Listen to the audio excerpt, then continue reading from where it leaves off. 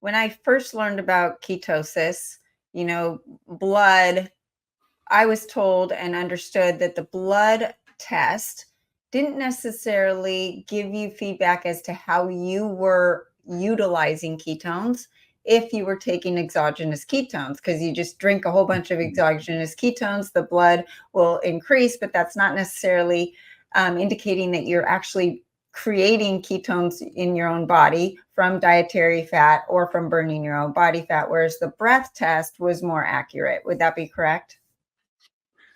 Yeah, you bring up a good point that a lot of people actually don't realize or recognize is that when our body is producing ketones, or if you drink exogenous ketones in the form of esters or ketone salts, the level of ketosis is not indicative of your body using those ketones. It's almost like I had a person the other day that's eating 400 grams of carbs a day, and then they sent me like his glucose levels and his CGM, which was pretty flat because he's kind of an athlete. So his consumption of carbohydrates and glucose, which was part of what he was feeding himself, did not show up in his blood because his actually his CGM was like completely flat.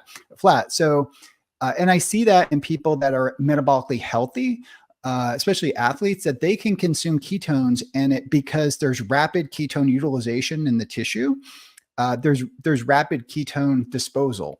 So like you could do I coined the term ketone tolerance test. Like if you take a sedentary person that's not very metabolically healthy and you give them a dose of ketones, you could see a very large rise and it comes down kind of slow.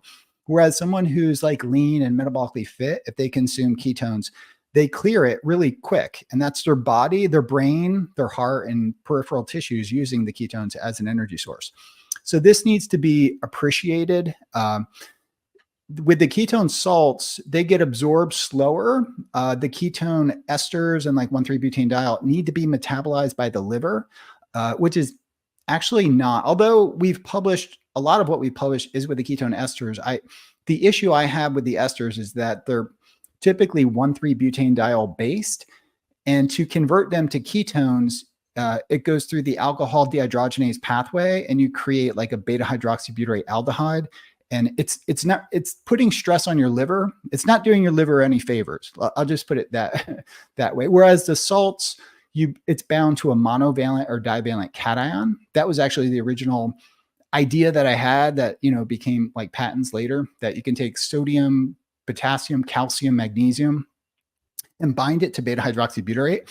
And that's what I typically recommend to people. We do research on the esters and they have their place, but for everyday sort of applications, the beta hydroxybutyrate with sodium, potassium, calcium, magnesium is kind of like, and different ratios of that is probably kind of ideal. And when people consume them, they'll get different levels depending upon how quick their body's using ketones.